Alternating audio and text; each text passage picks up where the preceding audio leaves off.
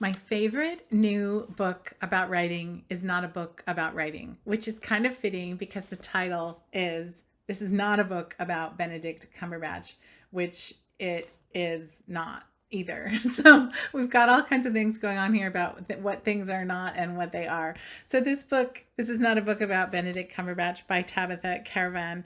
The Joy of Loving Something, Anything Like Your Life Depends on It. Amazing book. And why I say it's my new favorite book about writing is this.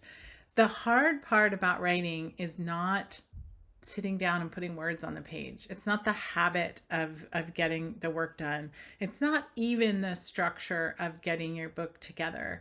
The hardest part of writing is raising your voice and giving yourself permission to do this thing, and giving yourself that permission enough times over time that you actually get work done.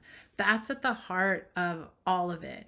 Every single writer that I coach is struggling in some way with that piece of it, with that raising your voice piece, that speaking up and taking space and claiming that this is an idea that you want to pursue. And in this book about Benedict Cumberbatch, what Tabitha Carvan is writing about is her obsession with this strange looking actor who she's never met. And it turns out a lot of people share this obsession. And she delves into why this obsession was so powerful in her life, why it was embarrassing and slightly shameful to devote so much time and attention to this random guy. She was a married woman, so there were questions about that. She was a mom. A huge part of why she was drawn to this was it got herself out of her life as a mom and gave her something else to do or to think about, a different identity at a time when she lost her identity.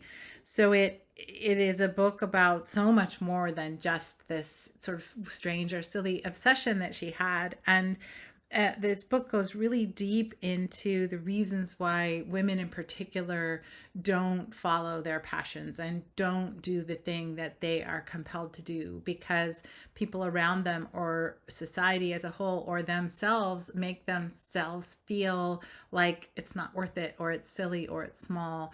And the act of her embracing this obsession is really what she's writing about. And she is in fact writing about writing, because she says this at the end of the book. I'm just going to find this quote. She says, "Benedict Cumberbatch took me where I needed to go, the spare room.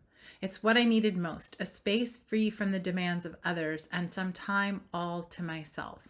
I needed to be able to peel back the corner of the motherness just enough to remind myself what was underneath, what I wanted.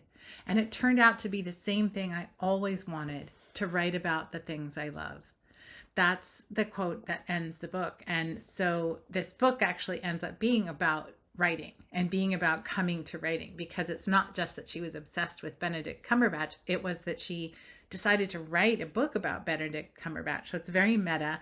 And I just, this book was so moving to me because it just really touched on that thing that, like I said, so many writers confront and have to struggle with and overcome in order to do their own writing, to feel that their idea, whatever it is worth their time and worth their energy and worth their attention. And this book is so inspiring about that, and just the kind of book that is going to make you want to pick up your pencil or your computer keyboard and do the thing, whatever the thing is, whatever you're drawn to write. And I just love a book that makes you want to write and makes you feel good about writing. And this book does that.